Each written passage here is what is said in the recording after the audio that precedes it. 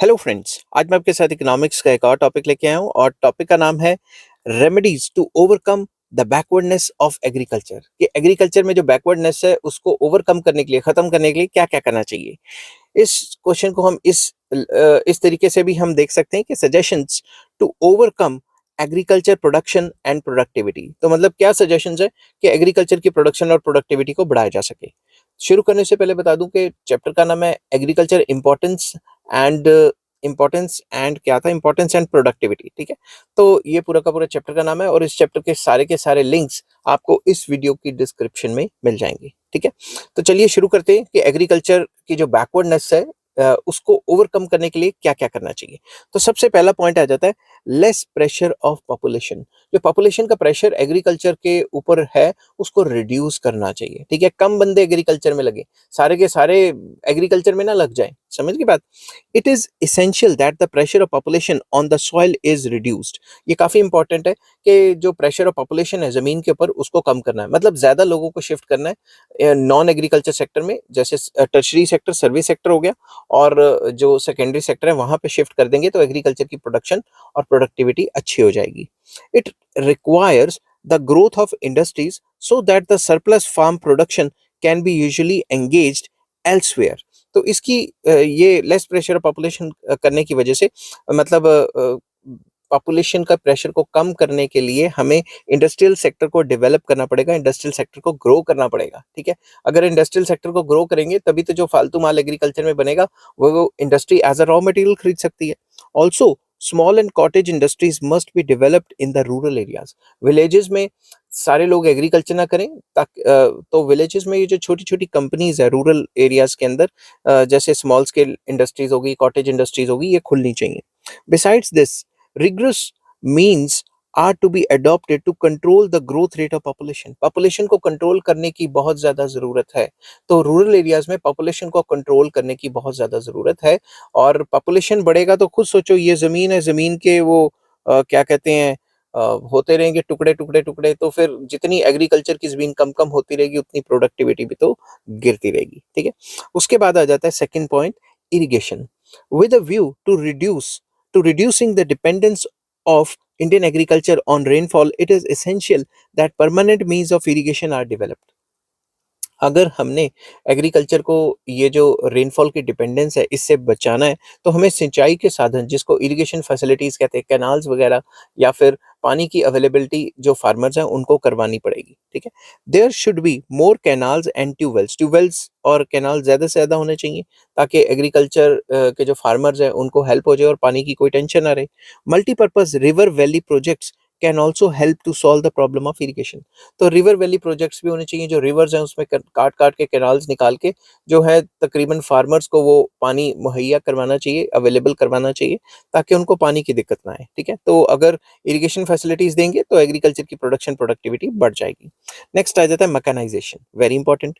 More and more mechanised means of cultivation need to be introduced in to suit the needs and means of the farmers. ज़्यादा से ज़्यादा मशीनों का इस्तेमाल करना चाहिए फार्मर्स को, ताकि उसकी प्रोडक्शन और प्रोडक्टिविटी बढ़ जाए एग्रीकल्चर की। ठीक है, तो क्योंकि अलग अलग किसानों की अलग अलग नीड्स हो सकती हैं, जो हिली एरियाज में रहते हैं उनको अलग टाइप की मशीन्स चाहिए, जो प्लेन इलाकों में रहते हैं उनको अलग टाइप की मशीन्स चाहिए। ठीक है, also there should be proper arrangement for their sale and maintenance. तो ये जो मशीन्स वगैरह, ट्रैक्टर्स वगैरह हैं, उनकी सेल का अरेंजमेंट करे गवर्नमेंट, और मेंटेनेंस का भी अरेंजमेंट करवा के दे। ठीक है, तो मतलब आसपास ही सर्विस सेंटर्स वगैरह होने चाहिए और आसपास ही शोरूम्स होने चाहिए विलेजेस के, ताकि शहरों में जाके ट्रैक्टर ना खरीदना पड़े।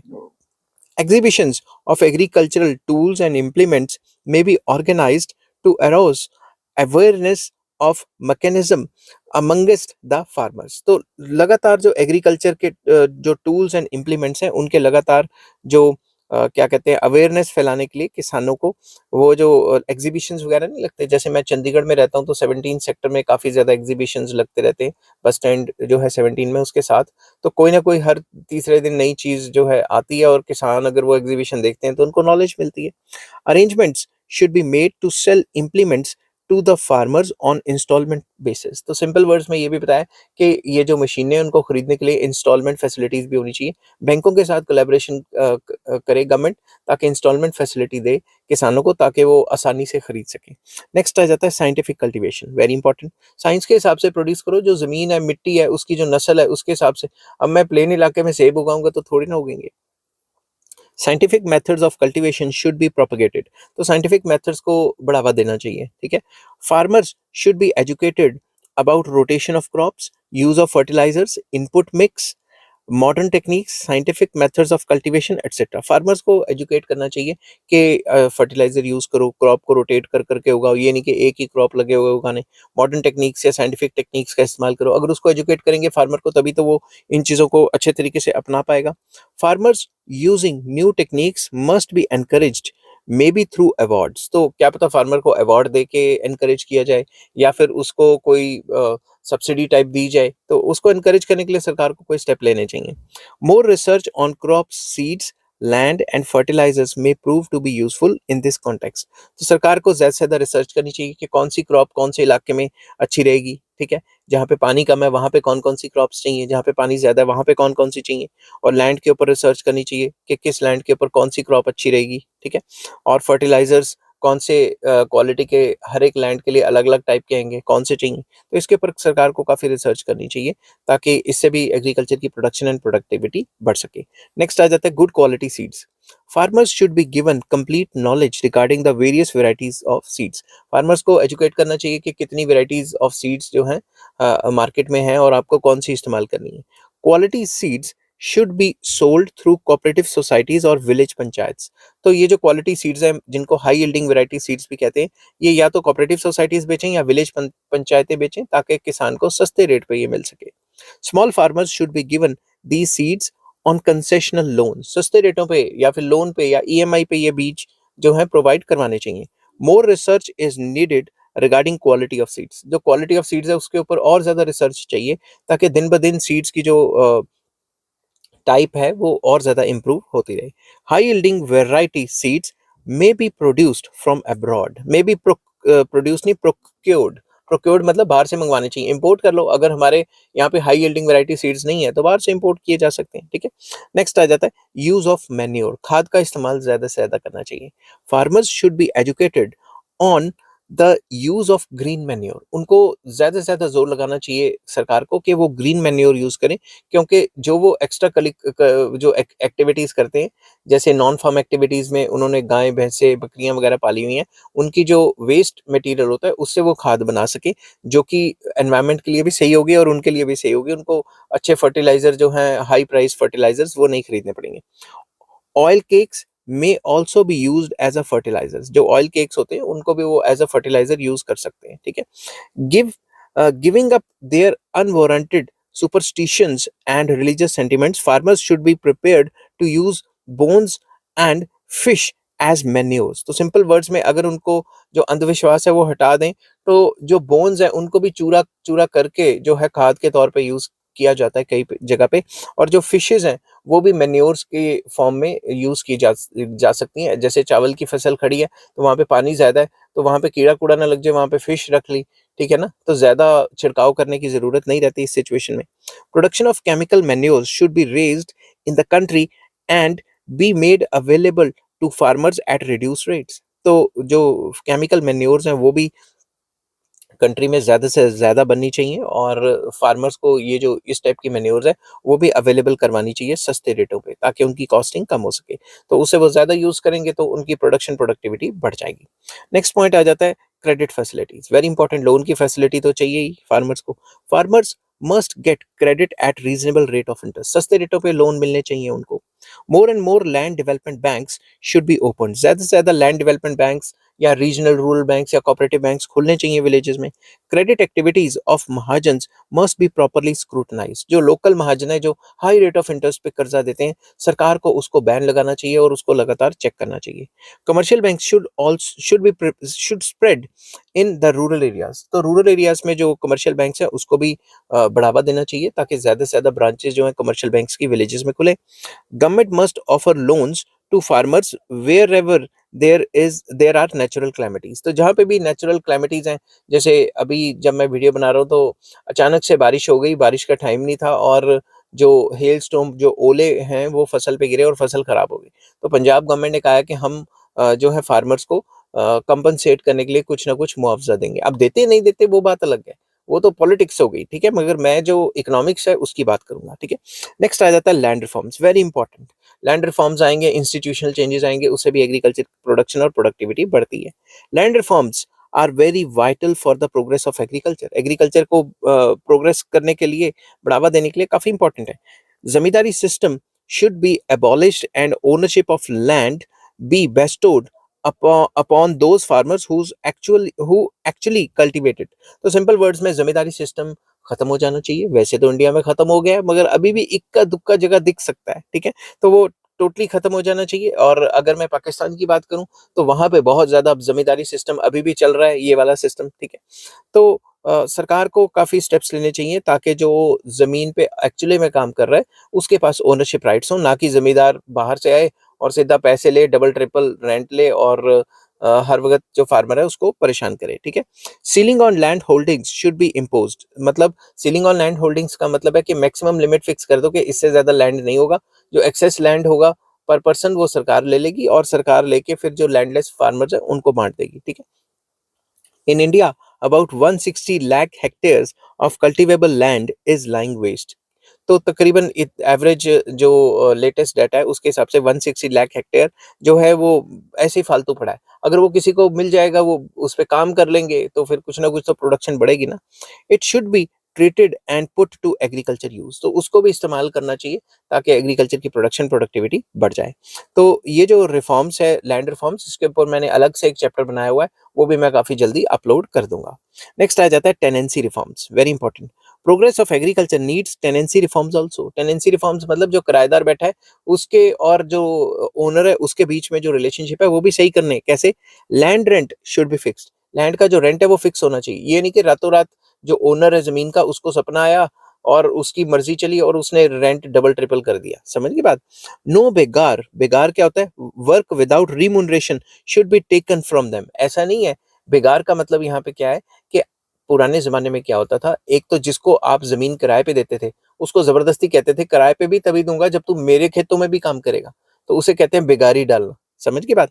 तो इस टाइप का सिस्टम नहीं होना चाहिए। जब वो रेंट दे रहा है तो ज़बरदस्ती कोई गुलाम थोड़ी ना कि आपके खेतों में भी आके काम करेगा किसान। Cultivators should not be evicted so long as they continue to pay rent। जब तक वो रेंट दे रहे हैं उनको नहीं निकाला जाना चाहिए। Moreover, at the time of their eviction, they must be compensated for all permanent improvements made by them on the soil। और अगर उनको निकालना चाहते भी हैं तो कुछ टर्म्स एंड कंडीशंस रहेंगी। उनको जो भी उन्होंने ज़मीन में परमानेंट इम्प्रूवमेंट्स किए हैं, जैसे प्लेन किया है, पहले बंजर ज़मीन थी उसको कल्टीवेबल बनाया, या फिर कोई हैंड पंप वगैरह लगाया, तो इस टाइप की जो भी उन्होंने परमानेंट इम्प्रूवमेंट किए हैं ज़मीन में, उसके लिए उसको टेनेंट को कंपनसेट करना होगा। ठीक है? टेनेंट को पैसे मिलने चाहिए उसके लिए, अगर उसको ज़मीन से निकाला जा रहा है या फिर वो कहीं और ज़मीन किराए पे ले रहा है। नेक्स्ट आ जाता है agricultural marketing, very important part agriculture marketing. Agriculture marketing must be improved so that the farmers get appropriate price. अच्छा प्राइस मिले उसे उसके चीज का, ठीक है। तो अब अगर उसे प्रोड्यूस, जो एग्रीकल्चर है उसको अपनी प्रोड्यूस का अच्छा दाम ही नहीं मिलेगा तो वो फर्दर बनाएगा क्यों? वो कहेगा कि मैं बनाऊं क्यों? आपने कभी कभी देखा होगा, आप किसी सिटी से बाहर जा रहे हैं विलेजेस टू विलेजेस में, तो उन्होंने अपनी प्रोड्यूस को वैसे ही सड़क पे फेंका होता है साइड पे। क्यों?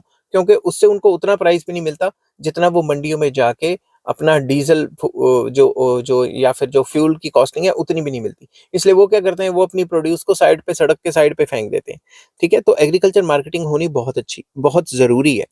Regulated markets and cooperative marketing societies should be establish. तो इसके लिए एक रेगुलेटेड मार्केट बननी चाहिए जहां पे किसान डायरेक्टली आके अपना सामान बेच सके। कोऑपरेटिव मार्केटिंग सोसाइटीज बननी चाहिए जो किसानों से सस्ते में मतलब अच्छे रेट पे सामान ले लेंगी और आगे खुद बेचेंगी। Warehousing facilities should be improve. जो वेयर हाउसिंग की फैसिलिटी है, कोल्ड स्टोरेज वगैरह है, वो फैसिलिटी बढ़नी चाहिए, अच्छी होनी चाहिए। Means of transport facilities should be improve. जो ट्रांसपोर्ट कम्युनिकेशन है वो विलेजेस से शहरों का वो काफ़ी अच्छा होना चाहिए, ताकि अगर आपको एक जगह अच्छे रेट नहीं मिल रहे तो आप किसी और जगह जाके बेच सको। नेक्स्ट आ जाता है mix farming, very important. Mix farming should be encouraged so that crop cultivation, animal husbandry, vegetable and fruit growing should be practiced side by side। तो मिक्स फार्मिंग बहुत जरूरी है। मिक्स फार्मिंग होगी तो कल्टीवेशन के साथ साथ एनिमल हस्बेंड्री, उसके साथ मतलब जो वेजिटेबल्स को भी प्रोड्यूस कर सकते हो, या फिर जो फ्रूट्स वगैरह है उनकी भी, ये सारी इकट्ठी चीजें करोगे तो किसान को फायदा रहेगा। अगर सिर्फ एक कल्टीवेशन के ऊपर या फिर जो क्रॉप उगाने के पीछे पड़ा रहेगा तो क्या पता उसमें एक सीजन में लॉस हो जाए, मगर अगर 4-5 काम करेगा तो सही रहेगा उसके लिए। Dairy farming should be particularly encouraged with a view to improving the economic condition of the farmers। तो फार्मर्स की इकोनॉमिक कंडीशन को बढ़ाने के लिए डेयरी फार्मिंग, मेरे मुंह से डेवी निकली जा रहा है, डेयरी फार्मिंग काफी इंपॉर्टेंट है। गाय भैंसे पाल लो, बकरियां पाल लो, उसका दूध जब बेचेंगे तो उससे भी एक अच्छी आमदनी या कमाई हो जाएगी। ठीक है। नेक्स्ट आ जाता है स्प्रेड ऑफ एजुकेशन। एजुकेशन फैलानी बहुत जरूरी है, ठीक है ना, विलेजेस वगैरह में, ताकि एजुकेटेड फार्मर अच्छे से काम कर सके। Education must be spread in the rural areas. तो विलेजेस में एजुकेशन फैलानी बहुत जरूरी है। Farmers must be educated in general and farming operations in particular. तो बेसिकली फार्मर को जनरल एजुकेशन देनी भी जरूरी है, और फार्मिंग ऑपरेशंस के बारे में भी एजुकेट करना जरूरी है कि ये काम करोगे, फलां फलां काम करोगे तो आपकी जो प्रोडक्शन और प्रोडक्टिविटी है वो बढ़ जाएगी। It will remove orthodoxy and superstitions among them. तो उनकी जो पिछड़ी सोच है, जो वहमी सोच है कि ऐसा करेंगे तभी प्रोडक्शन बढ़ेगी, जो उन वो जो मतलब सुपरस्टिशन है उनके नेचर में, ठीक है, तो तभी वो सही हो पाएगा, क्योंकि वो साइंटिफिक थिंकिंग आ जाएगी उनके बीच में।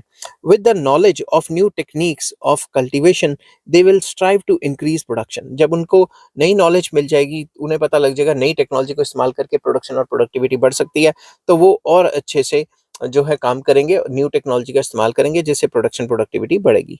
Free education should be given in the villages. Villages में फ्री एजुकेशन देनी चाहिए, ताकि वो अंधविश्वास वगैरह जो करते हैं, सुपरस्टिशन वगैरह, वो खत्म हो सके।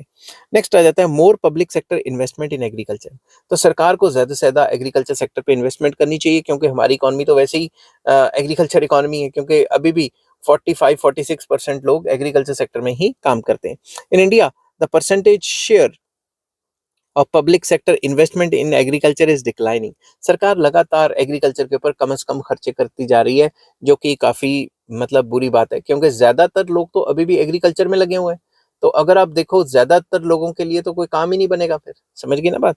To accelerate the growth in agriculture sector, government should increase public sector investment in agriculture. तो एग्रीकल्चर सेक्टर को ज्यादा से ज्यादा ग्रो करने के लिए ये काफी ज्यादा जरूरी है कि सरकार ज्यादा से ज्यादा पैसे इन्वेस्ट करे एग्रीकल्चर को अपलिफ्ट करने के लिए।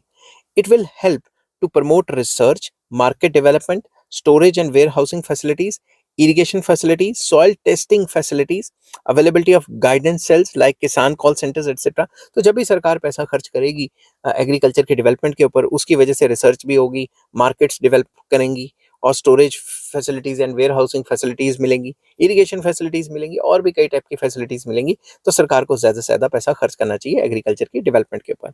नेक्स्ट पॉइंट आ जाता है crop insurance for reduction in the risk of farmers. तो जो फार्मर्स है उसको क्रॉप इंश्योरेंस देनी चाहिए।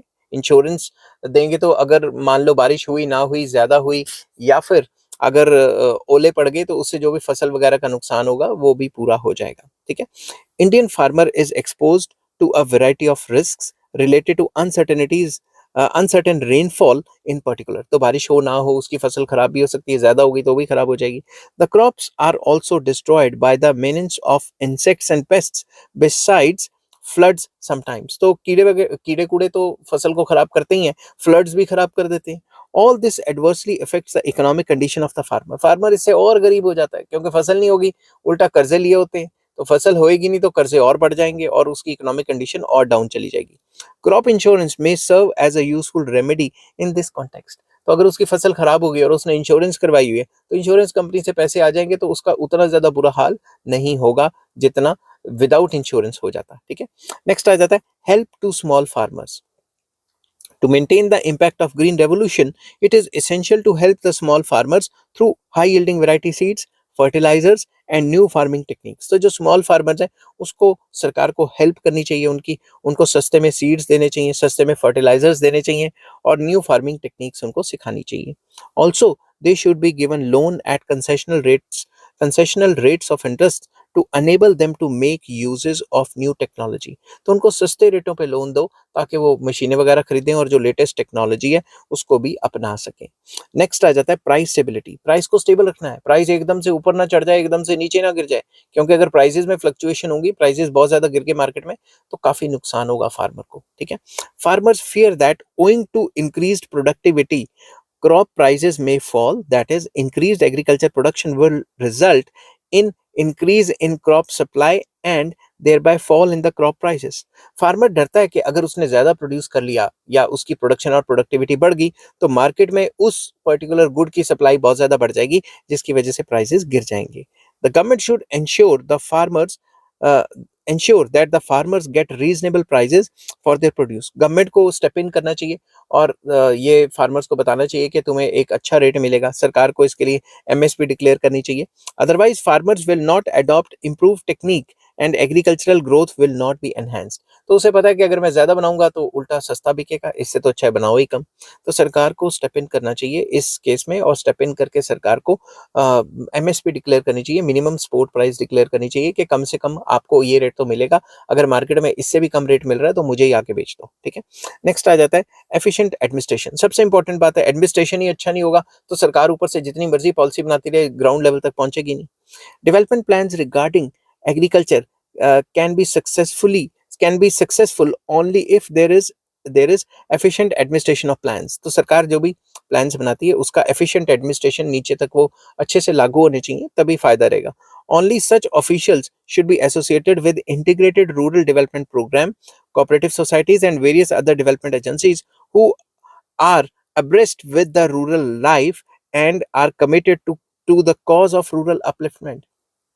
सिर्फ उन्हीं ऑफिशियल ऑफिसर्स को अपॉइंट करना चाहिए जिनको रूरल लाइफ के बारे में, विलेजेस के बारे में पता हो, नॉलेज हो और जो कमिटेड हो कि हमने विलेज को डेवलपमेंट करना ही करना है, मतलब हमने रूरल लाइफ को अपलिफ्ट करना ही करना है। समझ की बात, ऐसे लोगों को नौकरी देनी चाहिए, ऐसों को नहीं कि जिनको नौकरी दे दी वो अपने घरों में बैठे हुए काम ही नहीं करने आते, क्योंकि विलेजेस में अमूमन तौर पे छापे तो पड़ेंगे नहीं, शहरों में तो सारे ऑफिस में जाते हैं, जिनकी विलेजेस में नौकरी लगी है कभी जाते हैं कभी नहीं जाते।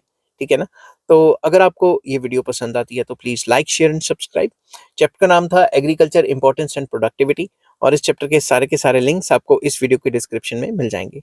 नेक्स्ट वीडियो मैं बनाऊंगा measures employed to develop agriculture. Agriculture को डेवलप करने के लिए क्या क्या मेजर्स एम्प्लॉय किए। ठीक है, ये भी लॉन्ग क्वेश्चन होने वाला है और इसका भी जो लिंक है वो आपको इस वीडियो के डिस्क्रिप्शन में मिल जाएगा। Take care, bye bye.